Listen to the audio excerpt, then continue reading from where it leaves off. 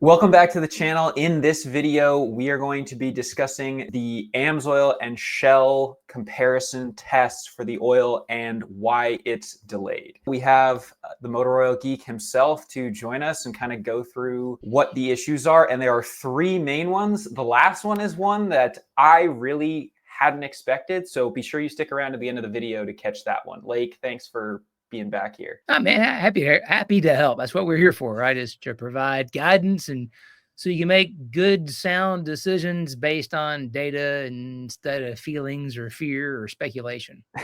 Right. Not just because we feel like it. Yeah.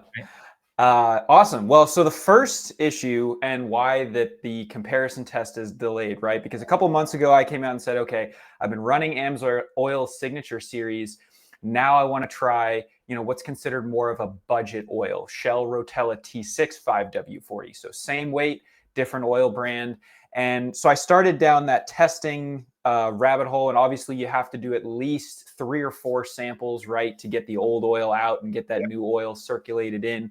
And so I was following that, but then encountered these 3 issues. And the first one was I was using different filters. So when I had been running Amsoil, I had been running the Amsoil filter. When I started using Rotella, I then was just grabbing the Ford Motorcraft filter from O'Reilly's when I picked up my T6 and realized kind of halfway through the test that the different filters are definitely going to impact the results. Yep. I'm so glad that you recognize that because I think, a lot of times there's already 2 things you mentioned about, oil testing in comparison that I think kind of go unnoticed and missed, which leads to people coming up with we'll call it wrong conclusion quite often, is that first, they don't do multiple changes to flush out the residual old oil, fully establish the chemistry of the current oil so that you can make a real apples to apples comparison in terms of wear.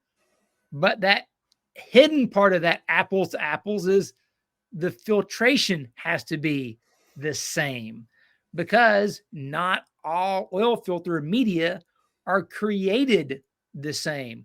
What is not just the micron rating, what's the best micron rating it has? Because the reality is you can say a filter is call it a 4 micron filter as long as it will remove in the ISO test 1 particle that is 4 microns in size.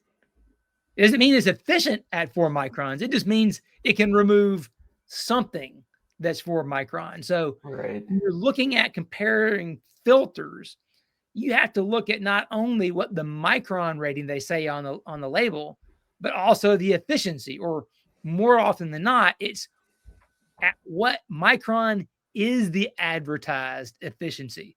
I won't slander a brand out there that should really deserves it, to be honest, because they have their 3 levels. They're good, better, best, and it's like a 99% efficiency, a 99.5% efficiency, and then like a 99.8%, something like that, right? Each of them are getting better. But what you read the fine print is that, well, the 99% efficient filter is at like a 25 micron particle, which is about what bearing clearance sizes and things are. The 99.5 is also at 25 microns, but the one that's like 99.87 or whatever it is at 46 micron. Jeez. Big difference. Yeah. So that's just straight up lying to you, right? Let's be real. Like, you're just being deceptive about what your efficiency is. You're claiming a higher efficiency, but you're doing it at a larger particle size. So what are you really getting from that?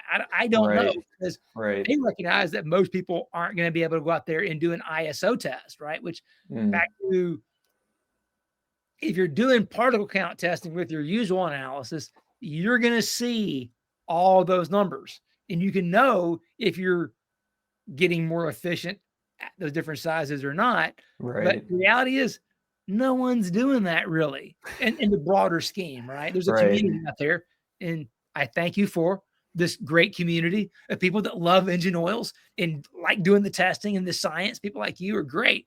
Well, I love it. There's a community that does this, but the majority of the consumers aren't doing testing, so they don't Right. know. So they're just falling prey to what the marketing guys are throwing at them, which sometimes is misleading. Right. Right. Yeah, if you're not constantly testing, it sounds like, or you're not kind of in, like you said, the group of people that are really passionate about oil analysis and oils and kind of studying that, or a tribologist like yourself, it's easy to fall prey to the marketing that's out there. Yeah, that's one of the classic examples of one that I've seen recently that makes me just want to like just get sick, get mad, and Mm, yell and say bad things. But I'm not going to do that. yeah. Yeah. I'll just Yeah. tell No, everybody, it's hey, pay attention, right? When it says that right. 99% or whatever efficiency they claim, there's a little asterisk after it. Go do your research. Find that asterisk in their literature and see at what micron that is saying. Got it. You can always do that. You can Always find read the fine print. Yeah. yeah. So, but caveat emptor, buyer beware. Yeah, that Yeah. definitely applies. Yeah. Okay, so yeah, so wrong types of filters, and that one's pretty an easy fix, right? So I think going forward, what I need to do is I probably need to retest the Amsoil Signature Series with the Motorcraft filter. And I think Motorcraft filters are the ones that most people use. They're readily available. So for the test, I think it makes sense just to standardize with that. So that's what I'm going to do. The second A great issue, ABA is that if you already have some time with the Amsoil filter, at some point before you get off the Rotella, run the Rotella with the Amsoil filter and then flip it back. That way you've got an ABAB. Then oh, you can true. really see that you got a really rich data set if you do both. Right, right. Yeah, no, that's a great idea. I'm gonna have to make out my schedule so I can make sure I get all that done. I need to drive a lot more miles. So the second issue that I had was with the catalytic converter, and this has been an issue that was going on since last year when you and I first started making these videos, where I would get the regen frequency code, and I kind of isolated it to it being sensor or computer related, and so it was interesting because even this last time it happened, it was real bad, and it was like the thing was doing a burn every 50 miles, and I had to drive like 2,000 miles with it like that.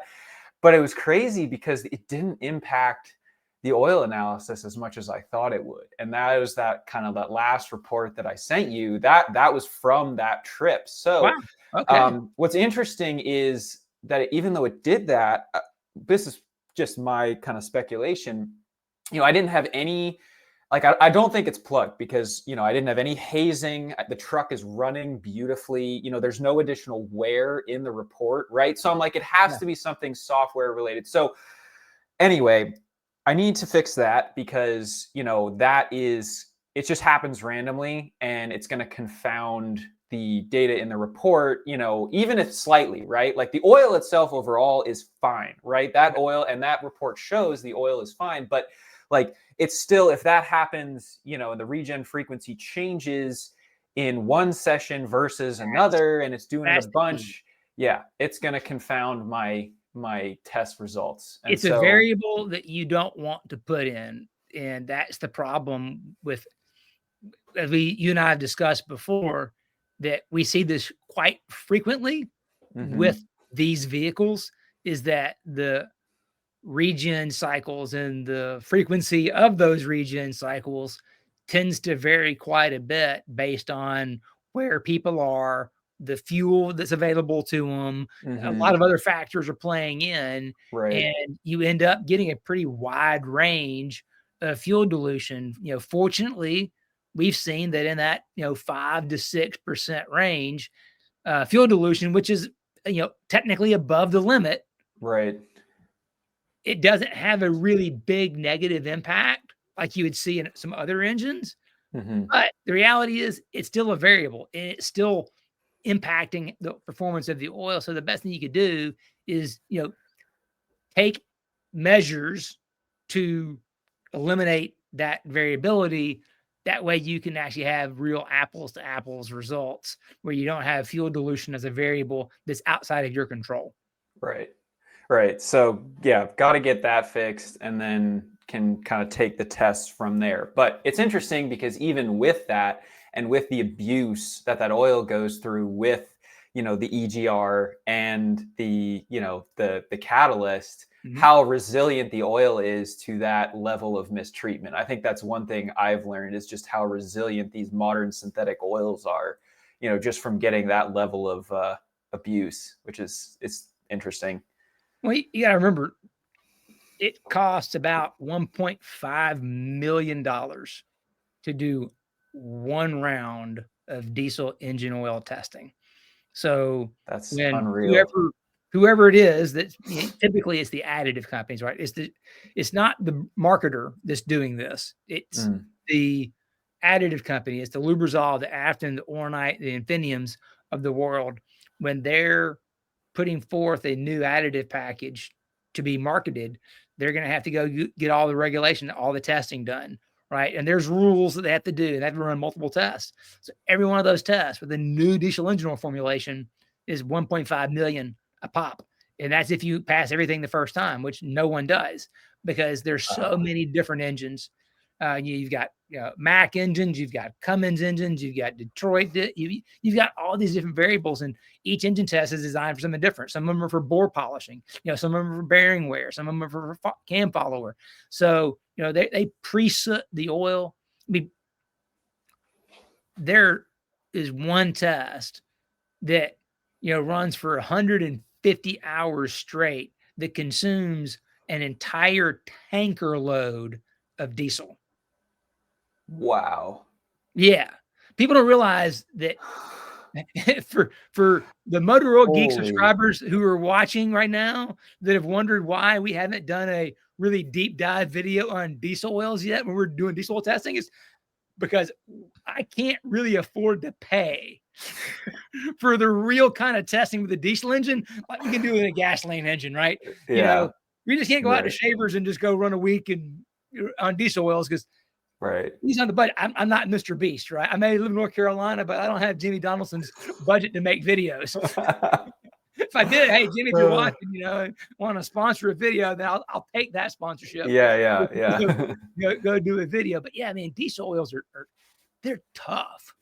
There's a lot of testing that goes into them. So, that's just what makes it pretty interesting. When you see an API approved diesel oil like the T6, there's a ton of testing that's gone into that. That's not slapped together, throw a label on it, pay a licensing fee, and you're in business. Ship it out the door. Yeah. Ship it out the door. No, sir. No, sir. Heavy duty diesel oils, the heavy duty title applies.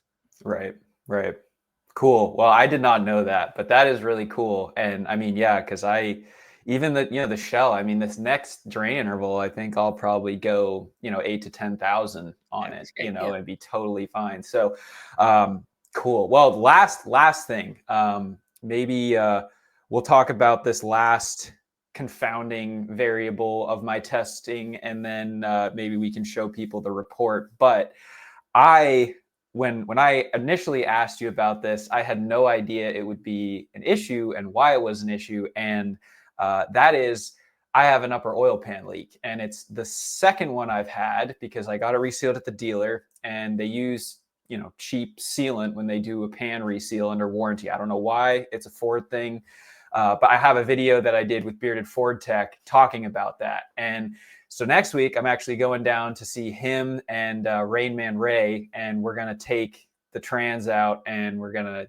put in an older pan that has a rubber gasket. Oh, nice. And so the leak will be fixed. Yeah. But could you explain, for everyone why having an oil leak impacts your oil test results? Because I thought this was really, really interesting when you told me about it.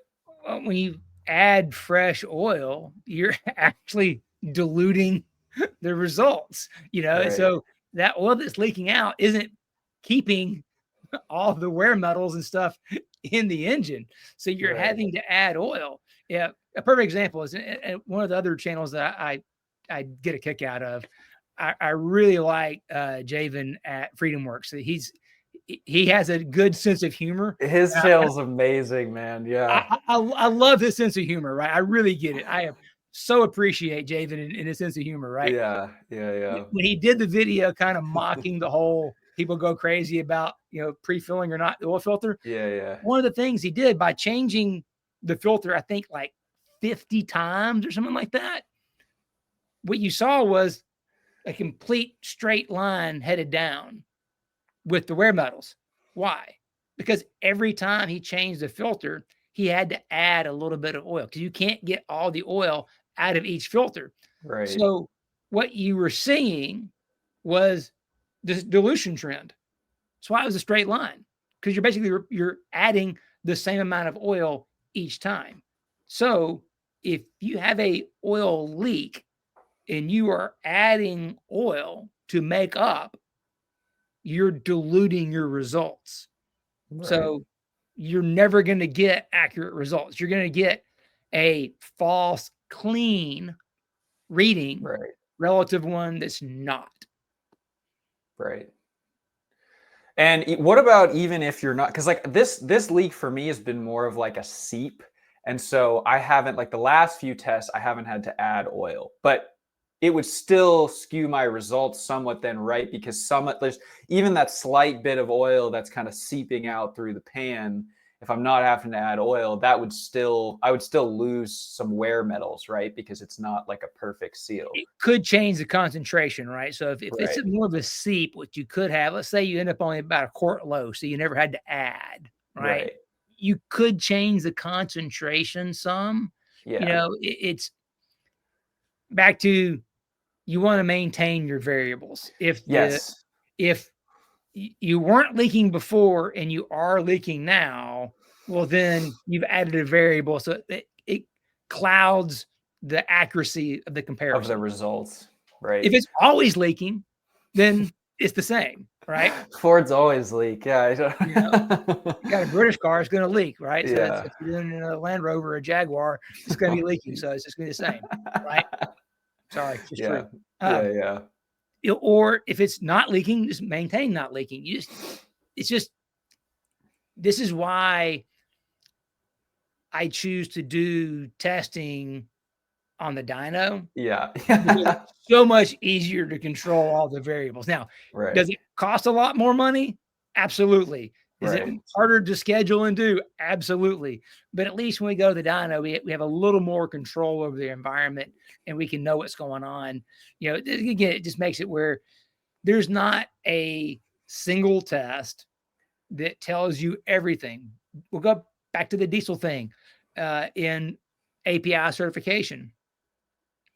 What happens is, if say I'm a Lubrizol, what I'm going to do is I'm going to begin with this formulation and I'm going to run, maybe some lab bench tests that they kind of understand that could be somewhat representative of performance. I mean, just little things like, say, it's called an RPVOT or a PDSC, like an oxidation stability type test, knowing that, okay, what's good in the field needs to have, say, 88 minutes. So if they have a formulation that doesn't get close to 88 minutes, it's probably not even worth doing any engine testing, right? Because it's not going to work. They use those screeners. That doesn't tell you what the oil is going to do, but at least you can maybe weed out some high potential non-passing formulations that way. But then you're going to take the formulas that have potential to pass. You're going to go run probably one or two of the most severe, hardest to pass engine tests. You're not going to run all of them because you don't want to waste the money. You're going to run the ones that are hardest to pass. And if you can get a pass on the hard ones, then you'll go run the rest of them and then see where you land. And you may have to make adjustments and come back and loop around. Once you have an oil that passes the engine tests, then you're going to go do field trials. So either your own fleet or customers you work with. I mean, there, are some oil companies that own their own taxi cab fleets, for example. So they'll do their own field trials for a year or 2 years or more on Wow. anything that's really new technology, just to make sure that there aren't any unintended consequences to what's happening. So that's typically what will happen is you're going to do some field trials. And if the field trials are good and you've got good work with the bench test and the engine test, then you've got a clean bill of health. Then you can go ahead and say, okay, all right, here's this new product we're going to bring to the market. And here's what we've demonstrated, right? We've been able to demonstrate, this level of performance in the lab on the dyno. And here, is some backup data from the field that says, yeah, this correlates to what we're seeing. That's how it's marketed and done from the additive companies to the oil blenders and marketers.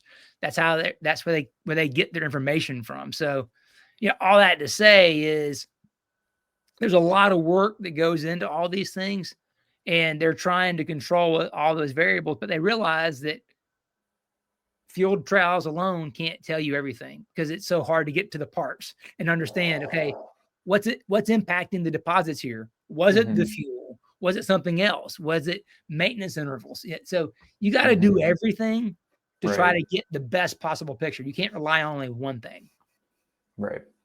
That makes sense. Yeah. I mean, the level of testing that's done, sounds very comprehensive. And it's crazy that example you mentioned about them owning fleets, of taxi cabs or whatever, just to get that amount of testing in, There's a group of people who are into the diesel world may have heard of what's called TMC, the Truck Maintenance Council. So the TMC is actually part of the API consortium on the diesel engine side.